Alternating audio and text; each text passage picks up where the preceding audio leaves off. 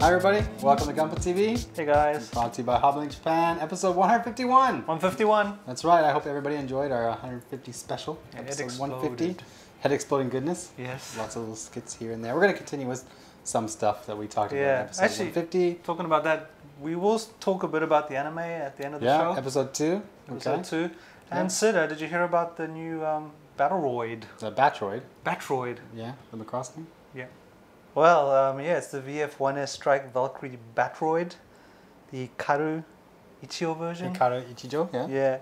Yeah. It's actually from Do You Remember Love? Yeah, okay. I don't, but... Yeah, I think I heard about it once. Now, it's a 1/100th scale match for the fighter version. Mm-hmm. So you need to buy the fighter version and this version to be able to do the Go Walk mode. Oh, okay. Which I think is pretty cool. That's not a bad idea, because if you have one particular version of the Battroid that you like, or sorry, the Valkyrie that you like, you just only have to buy that rather than paying, you know, quite a bit of money for one that transforms if you're never going to transform it. So I'm kind of welcoming this idea. Yeah, that's Wave, not Bandai this time. So Wave's on something maybe. Yeah. Now, like, that's all the pre-order I can think of now, but I guess there's a whole bunch of new kits we can talk about. Yeah, did you want to go first with that thing you got right there? Yeah, sure. As people might remember, when I first started on Gunpla TV, I actually built the 150th Yamato. Yeah. But this is actually the accessory pack for the 2199 version, which is pretty cool. I mean, you get a ton of jets, a really cool little bay for holding your little jets. I was not aware that this model could incorporate that, actually, because I hadn't built it. And you actually get water slides, which is pretty amazing as well. That's cool. Yeah. Anytime you can get there's a little detail in here, so you're going to have pretty good eyesight, I think. Unlike me. That's cool, though. I mean, I'm interested to see what their Yamato 2199 looks like once this is all finished. So if anybody's building the Yamato 2199 and gets this, let me know. I wonder if, I mean, because you can add this kind of hangar area, I wonder, I mean, I guess the design must take it into consideration. Like, you don't need to cut any plastic. No, I was briefly looking through the manual, and you kind of pop some pieces out that are made to come out pretty easy. But I do recommend, even if you don't buy this, to actually buy the Yamato and build it. It's a fun build, and it is actually a very beautiful ship. Yeah. Okay, so there we go. You want to detail up your Yamato? Yeah. Here's your chance. But Sid. Yeah. Gundam. Yeah, I got a stack of it here. You know, last week we did the special 150th anniversary episode. It's very cool. Kshatriya. Yes, so this time we have quite a few kits to show, because Bandai's back in the swing of things after the Shizuoka Hobby Show and whatever else they were doing. So first one I'm going to talk about is the Gouf 35 or R35. Now it's from the Gundam Build Fighters, and it's not too radical departure from the Gouf we know and love. So that's cool because I'm a big Gouf fan. But when I hear R35, I think of like Nissan GTRs and things like that. Different versions of their skylines. Doesn't Audi have an R or something? Well, you know. Next, I'll save you. Next, best box art in the business right here. Oh yeah, I love the box art for this. It looks great. The Thunderbolt stuff. This is the Zaku 1 Thunderbolt version, and actually I want to open this up because I want to have a look inside myself. All right, now I'm not a Zaku 1 type of guy. I prefer the Zaku 2. But when I saw this at the Shizuoka Hobby Show, I loved it, and the reason is that the colors are the kind of colors I really go for. You know, the orange, the kind of like, how would you call it, like sand maybe? Yeah. Like these colors work really well together, and I thought when we saw this at the Hobby Show that it just works so well. It really stood out, like it totally commanded your attention, and I actually want to get to building this thing, and of course you can see it's going to come with the foil stickers, and Bandai's also got a whole bunch of the other type of stickers now. The Thunderbolt kits, they're pretty sticker heavy, which is good because HGs obviously don't always have a lot of the details there. But you do get, again, these kind of funky joints that the Thunderbolt has. So I'll be spending some time, hopefully this weekend, doing my Thunderbolt stuff. Alright, so there you go. Orange Zaku. Very nice coloring, I think. Okay, after that we have the one we couldn't quite pronounce when we were looking at it, the Shizuoka. It's the Zssa Unicorn version. The Zssa. Ooh. And this guy's loaded. Like, look at all this stuff he comes on his shoulders. This guy. Yeah. When we saw him, he wasn't even colored the first time I saw him. We saw like the prototypes. Very, very nice. But yeah, he does look pretty cool. I mean, he's get him now. Pretty stand-up dude. Okay, Yeah. now this next one isn't from Unicorn or Gonna Build Fighters. Everybody's gonna recognize this. This is the Turn X. Yeah, and we definitely have to look inside this box. You know, I'm super excited for this kit, and oh, it's got a manual. There it is. That's how it's supposed to look. Okay, I can't lie. I could not wait, and I actually built this the day it came out. I kind of sat in here, the studio, and I put this guy together. Here's the Mr. Mobile Suit himself. This massive backpack right here. It's very large. I'll talk about that in a minute. And the weapons. And all these little accessories and stickers. So we'll go into this in a little bit more detail. So here's the mobile suit. There he is. I'm not going to put the backpack on quite yet because I kind of want to talk about a couple different things. Most notably the locking mechanism they have in the back here. I would advise everybody to be very careful. Don't pull it by these things because you can see the stress mark there. I did not pull these, but I don't know what happened. There's that stress mark there. But you do have to kind of like tilt this up to get this to unlock. And once you get it to unlock, you pull this whole thing apart. Because remember, it's supposed to mount on this stand. So that's not happening right now. I'm going to put this back together. A lot of interesting things to mention on this guy. First thing, of course, is that he's not symmetrical. This side is completely different from this side, even though in some ways they do look the same. You can see that you've got two stickers in here which are not found on this guy's knee, and also this clear part here, as well as, check out this hand, Ryan, like this. Now here's the normal hand, and you can see it's kind of like the Wing Gundam hands. You can swap the fingers out, but the thumbs stay the same. But on this hand, you can actually pull the entire thing out. Here we go. Oh, look at that, it's awesome. That is and cool. then you can open this guy up to all the individual joints. It's actually like really cool, really, really cool. And you are able to, I'll pull this out right now, take the effect part and actually just plug it in there. And there he goes. He's got the shining finger. That's what it's called. He really looks space. Yeah. You know, if I'm thinking space, this guy's it. And I've noticed that you kind of have different areas where the joint will be kind of locked in place. Like it's stiff here, and it's stiff here. But if I want to pose it kind of in the middle, it will tend to droop. So you kind of got to be careful. But that's because they're using a whole new joint design for the shoulders, which we'll talk about in a second. So next thing I want to talk about is the head. Actually, be careful when you handle the head, especially when you're building it. I've noticed when you try to put the clear parts on. Here's a good example: the clear parts in the fingers. Can you see these fingers? The little pegs that go into the clear parts from the green parts that hold everything in place. Because everything is curved on the Turn X, it's tough to get the alignment proper. And don't be in a hurry to push it down, because if you get the wrong angle, those pegs are going to bend. Especially with this kind of lighter plastic they're using now instead of the ABS. So keep that in mind when you're building the head, and also when you're doing this, you want to open it up. This kind of flops forward and then comes up. And there's the cockpit. Now the cockpit is not in the chest on the Turn X. It's right here, and the pilot figure can be seen right inside there. And you just simply just plug it back in and close it up. Very awesome. Shoot for the head. That's right. Always shoot for the head. So here's the backpack. It's quite sizable. There's a lot of clear parts to go in here, so you can see. Maybe you can see this part here if you're close up. It's kind of hard to tell sometimes from the angle, but there's actually lines drawn onto this. Instead of you needing to panel line to bring out the detail, they're actually drawn onto this in the box. So when you go to put it in, you don't have to do anything. Now I've got these two attachments on here. One's here, one's here like this. These are actually to hold the weapons, so I'll grab those out. That is one crazy design. Yeah, it's very, very, like, Gundam are futuristic in themselves because it's a giant fighting robot.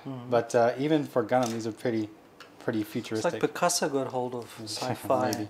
So here's the bazooka, and it's meant to kind of slide in here, like so. And this gun, it does have a handle. It'll go on the left hand there of the Turn X. It drops in here like so. And this pistol mounts onto this little attachment here, like I showed you. And it won't come off because you're pushing it into the handle. It's not going to come off. Now this one, it actually sits on here like so. Now, I'm not exactly sure what the purpose of this device is, but you can see it's got these barrels here. And if you tilt this up, it can be seen over top of its shoulder. Now, I will put that on there. So here's my Turn X all turned out. Now the next step is to actually incorporate that stand, and for that it involves taking this whole thing apart, and it'll be the first time I've done it, so bear with me. We're going to go through this together here. So I'm going to pop this off again. This is the stand, and you can see it's got this unique little attachment here, which is obviously for like the lower part of the skirt. It's got this for the neck, these things as well, and these arms. Something's going to go on each of these things. So I'm going to get out the manual just to make sure I do something right for once in my life, and we'll go from there. One thing I can point out is they give you an adapter that if you take off the top part here, you can put the adapter on and actually mount the Turn X just as it is. Okay. You can also use a different adapter that they give you for an action base, just like most normal master grades. So you have more than one option for stands. It's actually pretty cool. So once you get the stand built, you didn't take your Turn X apart, so that was easy enough. I want to show everybody the joint here. Normal joints you kind of like snap into place. These ones, they just kind of line up. Like they're pretty solid, but you have to line up. It's actually kind of cool. You put them in there, and I guess if you want to, you can kind of just turn it around, or maybe not. You have to put it in a certain way, and this is where I think they're stiff at certain angles. I haven't actually tried to change the degree or change the rotation. I thought you might be able to, but you can't. You have to put it in just one way. That's actually pretty good. No confusion. So I'll pop these off. Pop these off. The legs are the same way, the leg joints. But you have to open up this part here, the back frame, before you can take it off, I believe. Come on, buddy. There it is. There's one. Open that up. Pop it off. Come on, buddy. There you go. Number two. It's starting to look a little weird now. And we can actually pop off this back part here too. Give me a sec here. Ooh, that was easy enough. It disassembles pretty. Yeah, and when I was first building it, I thought because it's meant to disassemble, I'm going to have problems. Like, it's just going to fall apart. Mm-hmm. But that's not the case. It's actually really good. Like, I can pull this arm off here, and then I can close this up. It's kind of cool, the details they've added for that purpose. So I got one more arm here. Pull this off. Boop. Close that up. There you go. Okay, so now it's just a matter of mounting everything onto here. Well, we'll start with the backpack, which says that it is supposed to go into this joint here. Just bear with me a sec. I didn't realize that this part is actually supposed to stay onto the backpack. So that's the way the backpack connects. Plug it on there. There you go. Just drop the head on the top. That might be the easiest one. There you go.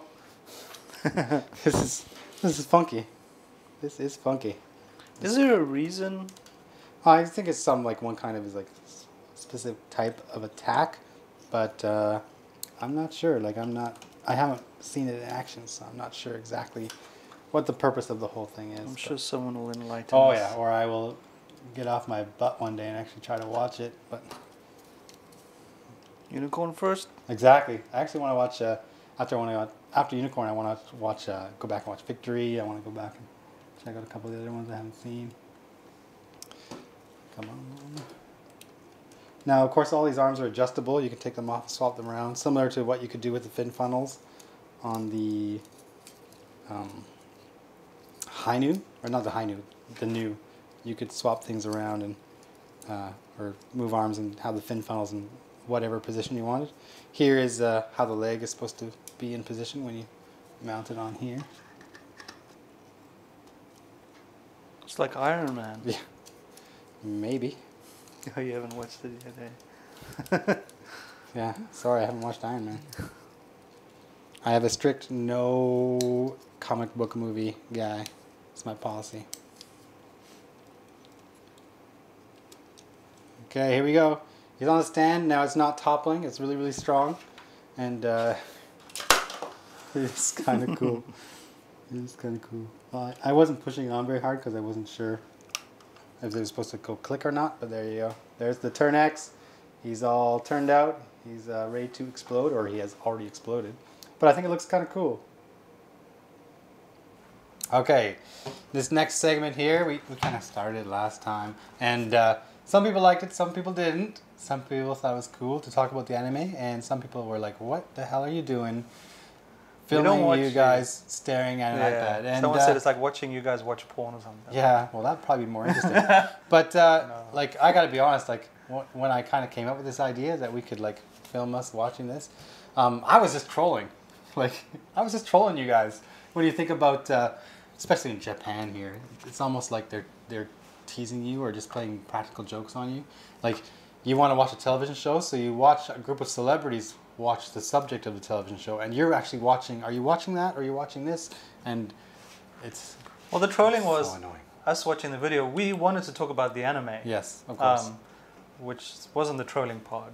Like, we want to talk about of course it. It's the first time I'd watched it, and I want to discuss it. And you can see here, I got a Shenanjin. Now, episode 2 was all about this guy. That's right. So we're going to talk about episode 2, but we're not going to do the No. It'll be make brief, you guys much watch briefer. my face as I watch an iPad. Like, just teasing. I'll talk a little bit about it first. Okay. It was the first time I'd seen the Shenanjin in action. Yeah. And I was just thinking, that guy is so OP. Like, he could take out the battleship. Yes. Like, yes. So if I was in a battleship, which leads me to my observation, which was the same with the Unicorn, and I'm sure somebody will tell me or explain to me the actual reason why this is, and I will understand. But if you're creating this suit that is so potent, you know, why do you only make one?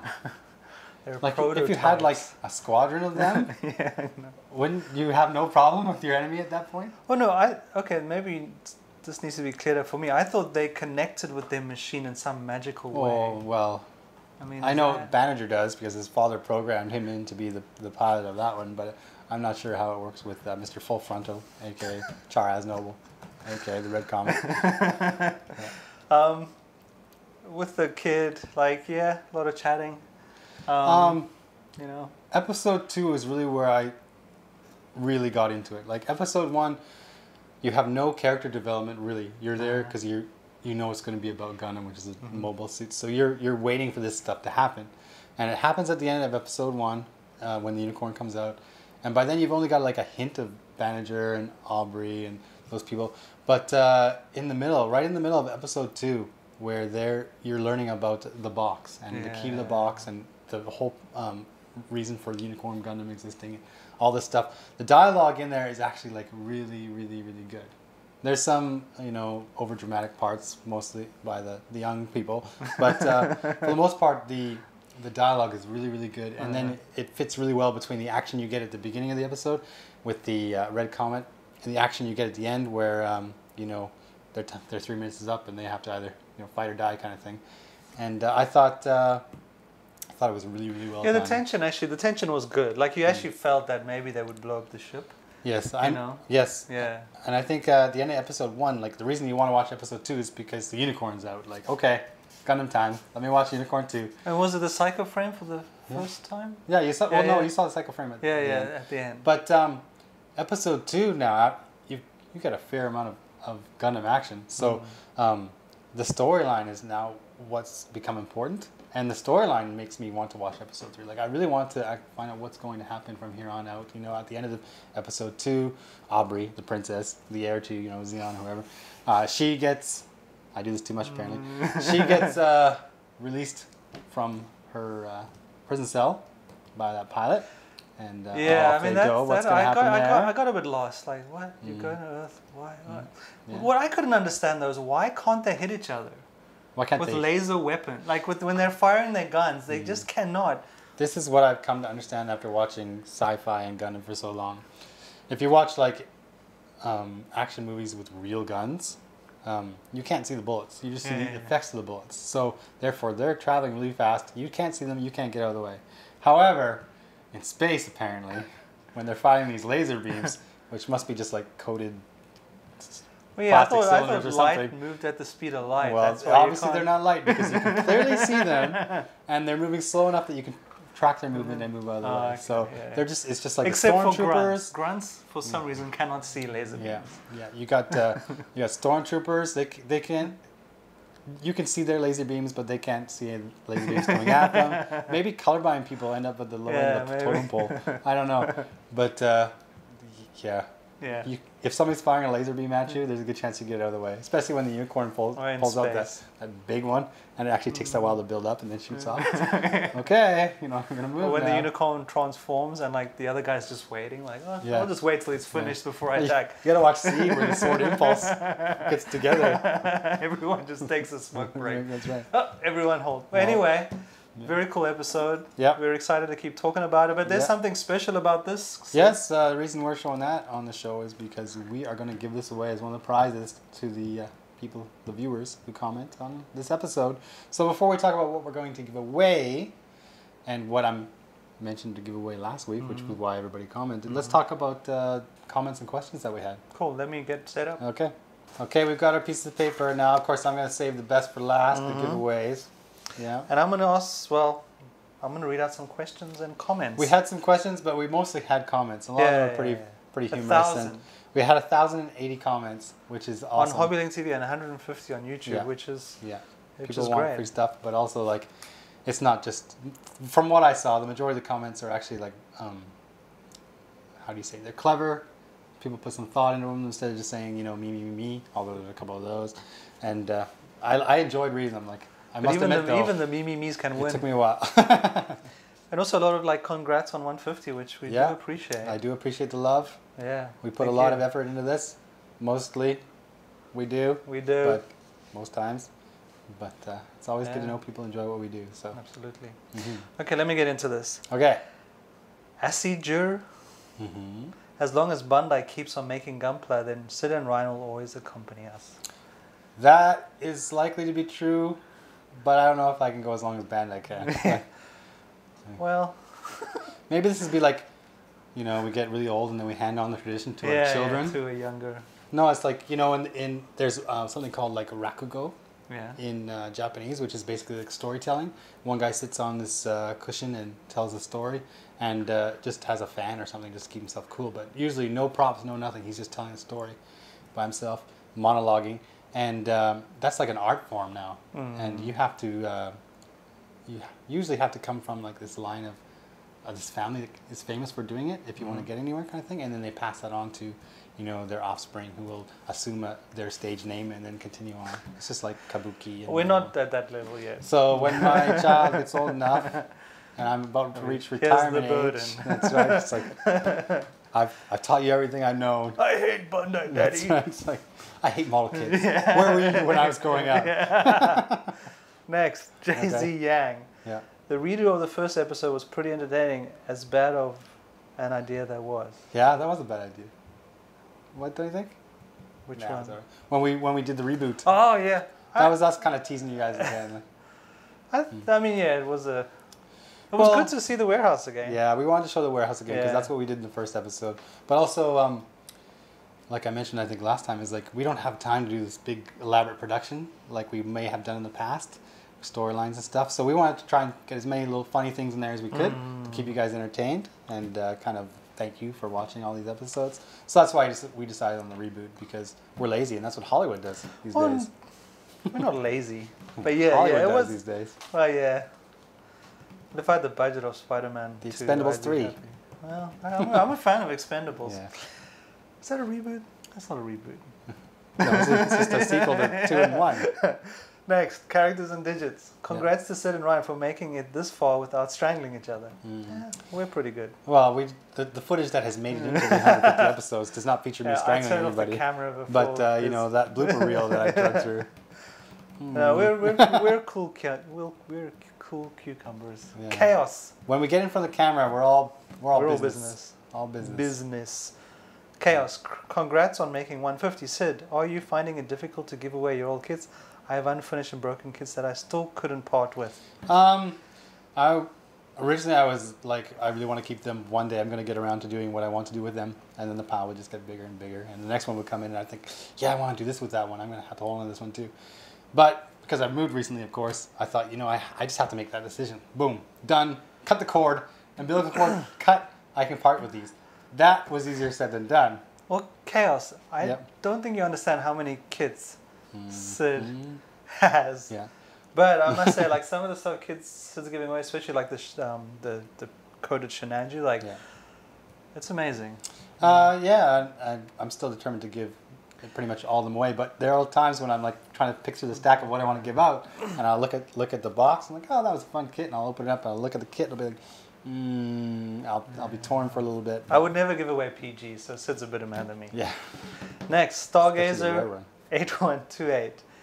Have been supporting since the early days. Must say, Sid and Ron have come a long way in both modeling and hosting skills and sheer sexiness. Sexiness. Yeah. Tell my wife that. And now it is time to win me some PG love. Normally I'd be a little bit, how do you say, uncomfortable by men calling me sexy, but in this instance, it feels pretty good. You don't know it's a man, do you? I'm going to say James. But if you're not, then I feel even better. Yeah, send us a photo. James Cassie. I often hear semi-derogatory comments about grunt suits, but I think they look the best. A lot of the hero suits look a bit silly, whereas the grunt suits tend to be more realistic and functional looking. I agree with him. Sir. I agree with him, and I think if you look at like popularity of kits or models, even mobile suits, like the Zaku, Zaku 2. The Zaku 2 is probably the best-selling mobile suit out there, and it's a grunt suit. Especially, except for the pilots that have their own one, but I mean, I also think that some grunt suits look far better than the hero suits because the hero suits, in many cases, have to be kind of over the top because they're protagonist type. Talking about like with the Shenanju, the over the top, like when you meet Shaw, he's wearing the same suit with the same things on his like cuffs, the same patterning, and I'm like, what, you got the same suit as your like? Everybody's wearing that stuff though. Angelo wears that. Yeah, okay, it's a renaissance. Let's go. What's next? Belgas. I don't mind you all talking about the anime, but actually watching you watch it is a little too Inception for my taste. See? That's why I was kind of going for it. Yeah, no, that's cool. Yeah. You have no idea what Japan is like. Sid mentioned to you, like watching people watching stuff is, it's a daily thing. I think we're going to go philosophical here for a minute. In Japanese society, it's very structured, and people usually want to know what they're supposed to do at what time and when, kind of thing. Individual freedom is kind of frowned upon, although it exists, of course. But and it might be that way with television. Like, if they watch somebody they trust, like a celebrity, then when that celebrity laughs, they know this is the funny part, kind of thing, and that's. I have a different take. Okay. I think like without the people. Faces, it would be just unbearably boring. Well, there is that too. Like, like watching food again. Yeah. Like at least watching like some cute model face. You know what I mean? Like I think I'm with you, but maybe they feel that they can film anything as long as they have a famous person's face in the corner of the screen. I don't know. It's all about maybe the face it's here. Worth a social experiment of some kind. At least they don't do it in the soccer. Can you imagine if in this? That was a good kick. And everyone would be like, I never watched soccer in my life. Okay, let's get Eon. Enion. I don't know. These giveaways are great, and congratulations on 150. Yeah. As for the watch anime part, well, it was quite boring to look at. I think it would be interesting and fun part of the show, but not the way you did it this time. Exactly. Getting the anime footage to play as you comment on it would be good. Secondly, I felt kind of forced chit-chat. Of course, it's new for you guys, and it might get better as you get used to it. Yeah, maybe. People are picking up that vibe that I kind of wanted to put out there, that like, this is not what you want to watch. But I had some on YouTube, some really like, oh, we loved it, keep doing it. Yeah, because, we were talking about Gundam, and we tried to reenact some parts there. Maybe people are just happy that I actually like kind of have a better idea about Gundam. Welcome to the fold, Ryan. Yeah. We can embrace you now. Yeah. Rickums 23. Congrats, guys. Is Sid hinting at leaving HLJ? That would be terrible. But if it's in his best interest, Sid ain't going. What? Well, no, I left this in here because I saw this comment and wait, is that the vibe that I gave off in that last episode? Is giving stuff away? No. I have no plans to leave HLJ now or in the near future. This is what I enjoy doing. And if for some reason Rickham here at 23 got that idea by watching the episode. Well, just because Sid's giving away stuff, like we have so much stuff coming in all the time. Yeah. Like, if I start giving away my possessions from my house, then maybe And I start bringing in someone else to fill in some days. Then. That's right. Maybe something's going on, but for now. Yeah, no, sit I can't, here. I mean, yeah. the Neo Xeon comes next week. Like, I can't go anywhere for at least 2 weeks. And we're getting one each, so I will actually be doing some building. It's going to be big. From YouTube, Samurai X324. Hey guys, awesome episode. I love the reboot segment. You guys did a parody of Hollywood running out of ideas. Yes, we did. Yep. Really funny and nice way to celebrate your 150th episode. I actually found myself going way back to the first episode just to compare. I hope you guys definitely continue to do the watching anime segments. I really like seeing your respective impressions. Keep up the great work as always, guys. All right. Sweet. Nice comment. Yeah. Now. Oh, now prizes. I got my list of comments here now. Gotta make room here because the prizes are so big. Where did I put them? One of them's over there. We'll go first. Now, we had 1,080 comments when I went to do this. Now, first one is the O. Everybody remember the O? So the O with the extra parts and the full armor unicorn, which is kind of a zebra, and this PG I got right here. We don't need to open these again, but I will just read the winners here. So I had to get 3 numbers from the random number generator. What do you think? It's good. Okay. It's like the briefcase in Pulp Fiction. The gold glow comes up. Okay, so this is funny because I said in the random number generator, I put numbers between 1 and 1080 and hit go.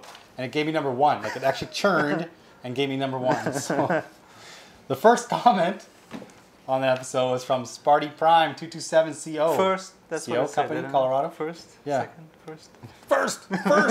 Sixth comment down the line. First. Hi guys, it's Spartan Prime. I got an MG Heavy Arms from you at Easter, thanks, and I would love to add a PG to my shelf. Well, you're not gonna get the PG. That's the last prize I'm giving away, but you are gonna get the O. So I'll be contacting with you. With limited edition decal sheets. Yeah, this little helmet. There you go. Everything's in here, and yeah, I got the decals for you as well. Everything will go, and I will contact you, and with an email, and you write back telling me your exact mailing address with everything. Postcodes, zip code. Postal codes are very important. Okay, so Sparty Prime. There you go. Next one was comment number 778. Now I had to do a little bit of math here because I noticed that there's only so much space on HobbyLink Japan, HobbyLink.tv when the comments go down, and it got to like 780, and then it went to the next page and started at 1 again. So I had to like do some math to find number 778. 756 plus. Yeah, so carried 1 by a factor of, okay. So Cookie Slayer. Cookie Slayer says, cheers to 150 more. Keep up the awesome job, guys. Pair of upraised eyebrows. And that's what those are, Ryan. Those are upraised eyebrows. Okay, so Cookie Slayer, you're going to get the full armor unicorn / zebra. Everything that's in that box. Even the empty plastic bags because I'm too lazy to take them out. Okay, so the last one is the PG. Last but not least. I'm just going to keep it back here because it's so big and I don't want to have to bring it onto the table. I'll grab it. Oh, Ryan, so nice. Make sure you close these up properly though. Yeah. Spilling. Okay, so again I had to do math on this one because the random number generator gave me number 887. And 887 goes to EC Gundam, who said, well done, 150 eps. Love Gunpla and Gunpla TV, one of life's enjoyment. Sweet. All right. Well, you gotta. I hope you enjoy this one because it's gonna be.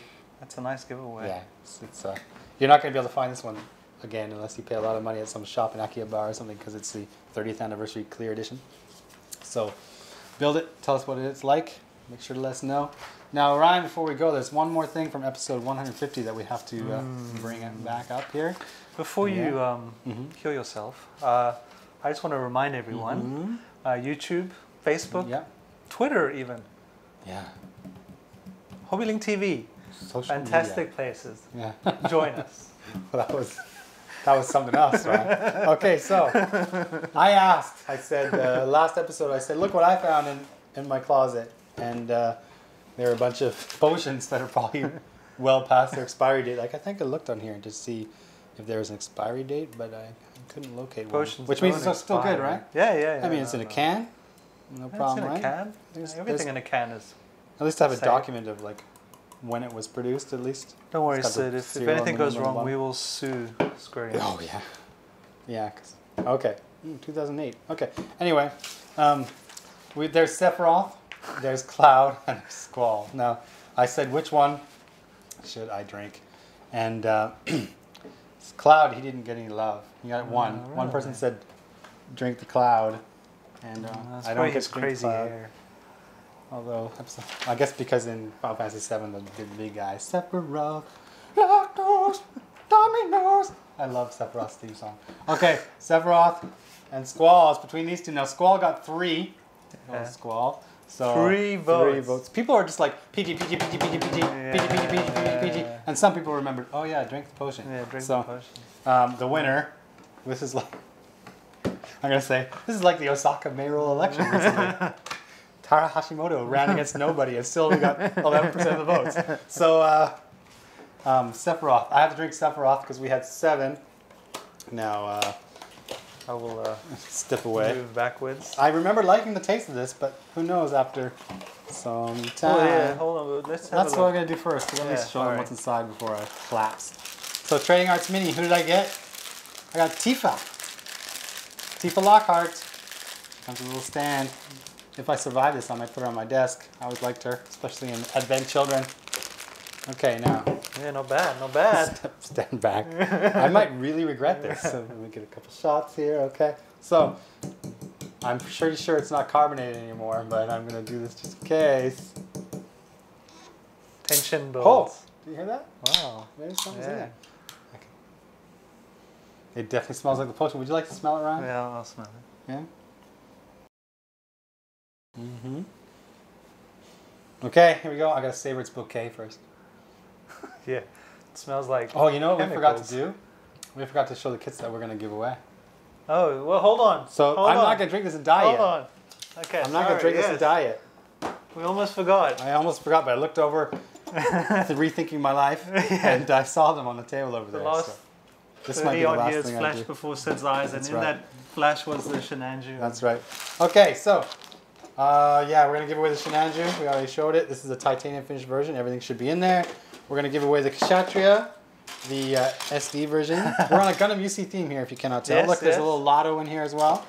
And the big one for this week is the Resl Commander A and B unit. Now the way this works, there's 3 kits as you can tell, kind of like last week, is to get through these faster, instead of giving 2 kits to one person, I'm going to give 1 kit to 3 different people. So 1, 2, and 3. Somebody's going to win themselves a Shenanju, a Kshatriya, or this big monster Resl here. And this guy's pretty recent as well. Oh yeah, he came out last year. Oh wait, I know what that is. I think that's the Iron Man shield I made. I'm gonna have to pull that. Oh, look what's in here. How'd that get in there? It's my Iron Man Resl. Yeah, this is not going yet. Sid has a line. That's why I mean, I'm generous, but I'm not passionate. Okay. Okay, so. Just a prizes. reminder Yep. to win. Yes. How do you win? Go You to tell 'em, Ryan. 151 on episode 151 on 151. HobbyLink TV. Yep. In the comments, post Yep. love or whatever. Yep. And we use random number, but I should reiterate, don't spam us. I actually random number generator gave me a different number for the episode 150, and when I looked there, the guy had posted like multiples of times. Okay. So I had to kind of nix that one. Sorry, buddy. I won't say who it is because I'm not gonna name and shame. But yeah, I mean, if you leave one comment to kind of enter, cool. But if you're responding to other people's comments, like click reply and respond to the comment just above so we can tell it's a reply. But if you're just kind of spamming, I want that, I want that, I want that every 20 comments, then tough luck. We don't like that. Yeah. Anyway. I want to be fair for everybody, right? Okay, Yeah. so where were we? Yes, sorry. We were just building the tension. Yes. People were like getting on the edge of their seat, ready to watch me collapse, and then they had to pull back. Okay. Take a deep breath. The Shenanju's watching. Yeah. Okay, here we go. It still smells good. Kind of tangy. Dang.